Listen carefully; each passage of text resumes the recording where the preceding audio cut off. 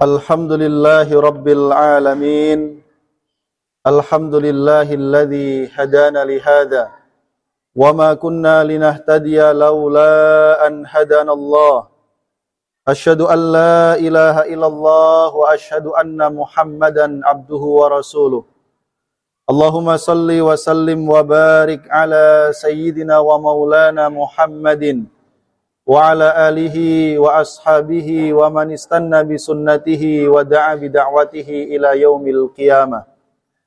Amma ba'du fa ya ibadallah usikum wa nafsi bi taqwallah faqad fazal muttaqun. Wa laqad qala ta'ala a'udzu billahi minasy syaithanir rajim. Bismillahirrahmanirrahim. Ya ayyuhalladzina amanu taqullaha haqqa tuqatih wa la tamutunna illa wa antum muslimun. Wa qala aidan wa tazawwadu fa inna khairaz zadit taqwa. Shadaqallahul azim. Ma'asyiral muslimin, jamaah salat Jumat yang dimuliakan oleh Allah Subhanahu wa taala. Dalam kehidupan ini beban kita begitu banyak. Persoalan kita begitu besar, permasalahan yang kita hadapi begitu rumit. Kadangkala kita membutuhkan saat-saat di mana kita memerlukan rehat untuk pikiran kita, rehat untuk hati kita. Sebagian orang mencari rehat di tempat-tempat wisata. Sebagian orang mencari rehat dengan menyalurkan hobi mereka. Namun tidak sedikit di antara mereka yang meskipun telah menghabiskan banyak uang, menghabiskan banyak waktu, untuk memperoleh ketenangan hati dan pikiran, namun lagi-lagi mereka kembali kepada persoalan yang sama. Mereka lagi-lagi dilanda oleh kegelisahan dan kegundahan. Padahal Allah Subhanahu wa taala di dalam Al-Qur'an telah berfirman dalam surah Al-Ma'arij, A'udzu billahi minasyaitonir rajim. Bismillahirrahmanirrahim. Innal insana khuliqa halu'a.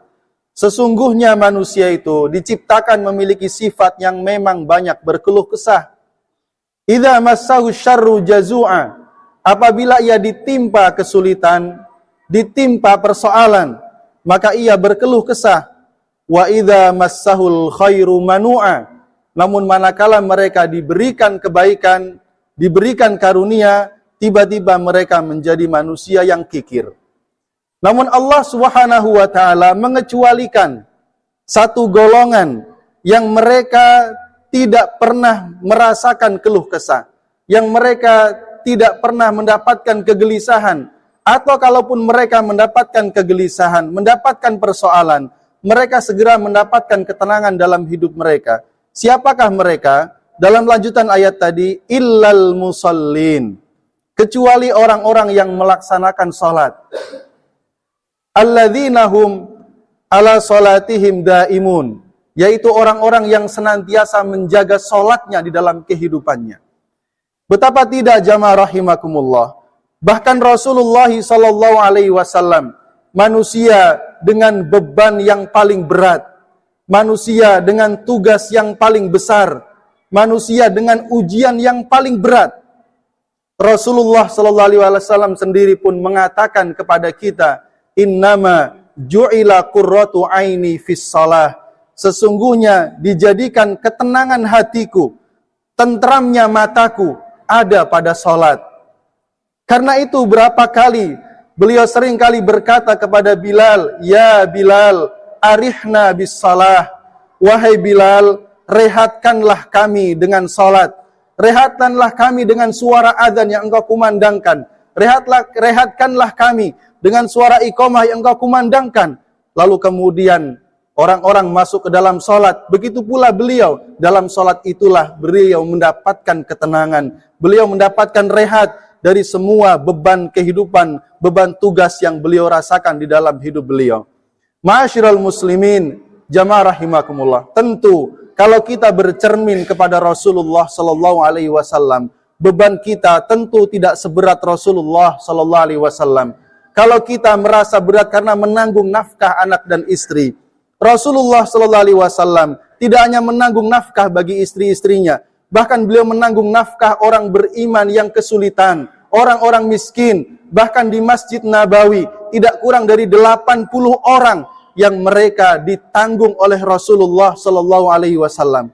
Kalau kita mengaku memiliki beban kehidupan, tugas dalam kehidupan ini, tentu tugas dan beban kita tidak seberat Rasulullah Sallallahu Alaihi Wasallam. Karena Rasul menanggung beban seluruh alam semesta. Bagaimana beliau berpikir agar Islam ini sampai ke seluruh hati manusia. Namun beliau Sallallahu Alaihi Wasallam yang merupakan teladan kita, uswah hasanah kita, beliau mendapatkan ketenangan hidupnya ada dalam salat. Ma'asyiral muslimin, jamaah rahimakumullah. Mari kita berpikir sejenak tentang salat yang Allah wajibkan kepada kita. Bukan sekedar masalah kewajibannya, bukan sekedar masalah waktunya, tapi mari kita lihat apa yang Allah berikan kepada kita dari salat yang diwajibkan kepada kita itu. Tidakkah kita tahu bahwa beban yang menjadikan kita berat tidak lain adalah dosa yang kita lakukan sendiri? Tidakkah kita sadar bahwa yang menjadi beban berat kita dalam kehidupan adalah kemaksiatan yang kita lakukan? Dan Rasulullah Sallallahu Alaihi Wasallam sendiri telah mengatakan bahwa salat itulah yang menggugurkan beban-beban dosa dan kemaksiatan yang telah kita lakukan. Ketika suatu saat sahabat Salman Al-Farisi dengan salah seorang temannya, Salman mengambil sepotong ranting yang telah kering. Lalu kemudian dia goyangkan ranting itu hingga rontoklah daun-daunnya. Lalu dia berkata kepada kawannya, "Tidakkah engkau bertanya, kenapa aku melakukan hal ini?" Maka kawannya pun mengatakan, "Mengapa engkau melakukannya?" Maka Salman pun menjawab, "Dahulu ketika aku bersama dengan Rasulullah Sallallahu Alaihi Wasallam, kami berteduh di bawah pohon. Lalu Rasul mengambil sepotong ranting yang telah kering. Beliau menggoyangkan ranting itu hingga berguguranlah daun-daunnya. Lalu beliau berkata kepadaku, 'Wahai Salman, tidakkah engkau bertanya, mengapa aku melakukan hal ini?' Maka aku pun bertanya, 'Ya Rasul, mengapa engkau melakukannya?' Maka Rasul pun menjawab, 'Wahai Salman, ketika seorang muslim itu melaksanakan wudhu, dia berwudhu dengan sebaik-baiknya, kemudian dia melaksanakan salat, maka kesalahan-kesalahannya, dosa-dosanya berguguran sebagaimana berguguran daun-daun yang ada di dalam ranting ini.'" Ma'asyiral muslimin, jamaah rahimakumullah. Tentu beban kita tidak seberat Rasulullah Sallallahu Alaihi Wasallam. Tentu dosa kita lebih banyak daripada Rasulullah Sallallahu Alaihi Wasallam yang telah dijamin ampunannya oleh Allah Subhanahu Wa Taala. Apabila Rasulullah Sallallahu Alaihi Wasallam mengatakan kepada kita bahwa salat itu dapat menggugurkan dosa dan kesalahan kita, maka kitalah orang yang paling membutuhkan manfaat itu daripada Rasulullah Sallallahu Alaihi Wasallam. Ma'asyiral muslimin, jamaah rahimakumullah. Dalam kehidupan ini pula, kita memiliki banyak hajat, kita memiliki banyak kebutuhan, kita memiliki banyak persoalan, kita membutuhkan tempat mengadu, kita membutuhkan tempat untuk meminta. Dan di dalam salat, Rasulullah Sallallahu Alaihi Wasallam mengabarkan kepada kita, di dalam salatlah kita bisa berdialog, kita bisa berbicara, kita bisa mengadu, kita bisa berkeluh kesah, kita bisa bermunajat kepada Allah Subhanahu wa taala. Dalam sebuah hadis qudsi, Rasulullah sallallahu alaihi wasallam menyampaikan bahwa Allah Subhanahu wa taala berkata, "Qassamtus salata baini wa baina abdi nisfaini wa li abdi ma sa'ala." Bahwa aku bagi salat ini, kata Allah, antara aku dan hambaku, dan baginya apa saja yang dia minta. Ketika hambaku membaca Alhamdulillahi Rabbil Alamin, maka aku akan menjawabnya, hambaku telah memujiku. Ketika hambaku membaca Ar-Rahman Ar-Rahim, maka aku menjawab hambaku sedang menyanjungku. Apabila hambaku membaca Maliki Yaumiddin, maka aku menjawabnya, hambaku sedang mengagungkanku. Lalu ketika hambaku membaca Iyyaka na'budu wa iyyaka nasta'in, hanya kepadamu ya Allah kami menyembah, hanya kepadamu ya Allah kami meminta pertolongan, maka Allah pun menjawabnya, hadza baini wa baina abdi wa li abdi ma sa'ala. Ayat ini antara aku dan hambaku, dan baginya apa saja yang dia minta. Dan ketika kita membaca ihdinas siratal mustaqim. Tunjukilah kami ya Allah jalanmu yang lurus. Siratal ladzina an'amta alaihim. Jalan orang-orang yang engkau berikan nikmat. Ghairil maghdubi alaihim waladdallin. Bukan jalan orang-orang yang engkau murkai ataupun orang-orang yang tersesat. Maka Allah pun menjawab, ayat ini aku khususkan untuk hambaku dan baginya apa saja yang dia minta. Ma'asyiral muslimin jamaah rahimakumullah. Adakah yang lain selain Allah yang mau menerima kita dengan sedemikian terbuka sebagaimana Allah Subhanahu wa taala? Adakah selain Allah yang mau menerima seluruh keluh kesah dalam kehidupan kita? Adakah selain Allah yang selalu merespon, yang selalu menjawab setiap persoalan yang kita adukan? Sungguh kita tidak mendapati satu posisi yang lebih dekat antara kita dengan Allah Subhanahu wa taala kecuali dalam salat kita. Sungguh kita tidak mendapati momen yang lain di mana kita bisa berdialog, bermunajat kepada Allah Subhanahu wa taala melebihi saat kita berada di dalam salat kita. Jamaah rahimakumullah. Bahkan Rasulullah sallallahu alaihi wasallam mengatakan, aqrabu ma yakunul abdu min rabbih wa huwa sajid. Bahwa posisi terdekat seorang hamba dengan Allah Subhanahu wa taala adalah manakala ia dalam posisi sujud dalam salatnya. Fa'aktsirud du'a, maka perbanyaklah oleh kalian berdoa di dalam sujud kalian. Ma'asyiral muslimin jamaah rahimakumullah. Tentu sebagai orang beriman kita meyakini tidak ada satu hajat pun sebesar apapun kalau sudah diadukan kepada Allah kecuali pasti terselesaikan. Tidak ada satu persoalan pun sebesar apapun, serumit apapun, kalau sudah diadukan kepada Allah Subhanahu wa taala, pasti akan Allah selesaikan.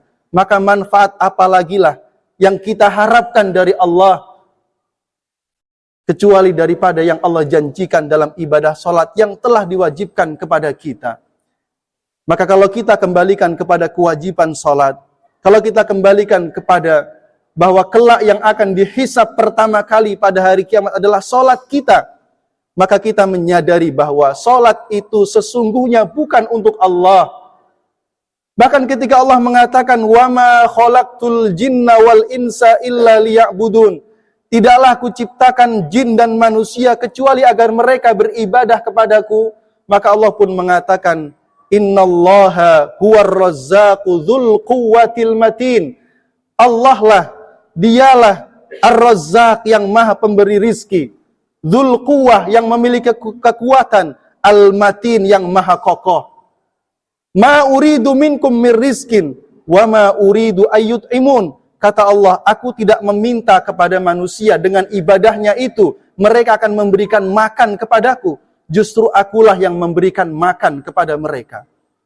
Ma'asyiral muslimin jamaah rahimakumullah. Maka marilah sejak hari ini kita berkomitmen dengan diri kita bahwa setiap kali kita mendengar panggilan azan, maka kita mendengar itu sebagai panggilan kemenangan. Kita rasakan itu sebagai panggilan keberuntungan. Kita rasakan itu sebagai panggilan untuk menyelesaikan seluruh persoalan dalam hidup kita. Mungkin kita punya persoalan dengan ekonomi kita. Kita punya persoalan dengan pekerjaan kita. Kita punya persoalan dengan lingkungan kita. Mungkin kita punya persoalan tentang anak dan istri kita. Atau hal yang lainnya. Adukan kepada Allah. Datanglah kita kepadanya saat kita dipanggil dalam sholat, dalam suara azan, ataupun kita datang kepadanya saat tidak dipanggil dengan sholat-sholat sunnah yang telah dianjurkan dan dicontohkan oleh Rasulullah Sallallahu Alaihi Wasallam. Maka disitulah kita mendapatkan ketentraman, kita mendapatkan kedamaian hati, kita mendapatkan solusi bagi seluruh persoalan yang kita hadapi dalam kehidupan ini. Barakallahu li wa lakum fil Qur'anil azim. Wa nafa'ani wa iyyakum bima fihi minal ayati wadh-dhikril hakim wa taqabbala minni wa minkum tilawatahu innahu huwal ghafurur rahim.